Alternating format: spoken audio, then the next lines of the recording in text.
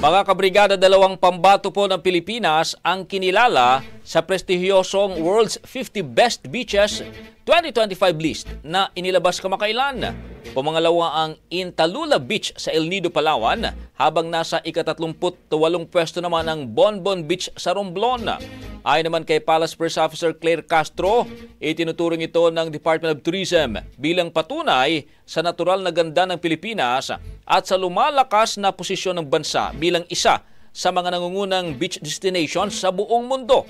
Mula raw sa mga mala-postcard na tanawin ng limestone cliffs at malinaw na katubigan ng Intalula Beach hanggang sa mahabang sandbar at payapang kapaligiran ng Bonbon Beach, pinatunayan ng mga islang ito ang kagandahan ng Pilipinas.